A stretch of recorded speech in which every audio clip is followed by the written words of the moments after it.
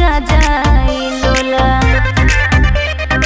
एहो अइहा जनी मिले गरम बाटे टोला, लब के चक्कर में कुछ आ जाई लोला। बातें मानो बे हमरा के जा तू भुलाई हो, जा तू भुलाई। तो सुन ले का हई रंगदार तोरे जानो ता भाई, पीछे चौक से ले हब उठवाई। हवे रंगदार तोरे जानो ता भाई, पीछे चौक से लिए उठाई। पीछे चौक से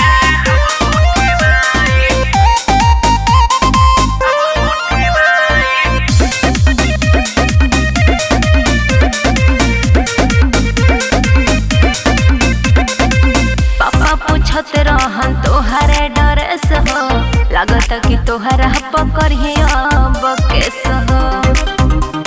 बच के रह आज होई दिल काली बिल होई रे गोरकी, परसों से उहे फेरू खेल होई रे गोरकी।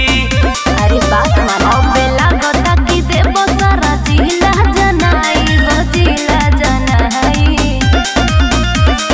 हई रंगदार तोरे जानो ता भाई, पीछे चौक से ले हब उठवाई।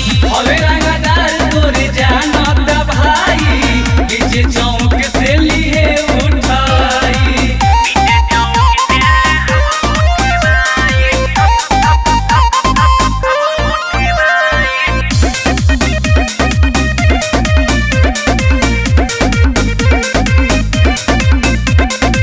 घर भर के लोगवा के फिरल बा मतिया, वरुण बजरंगी तरुण मानेला न बतिया।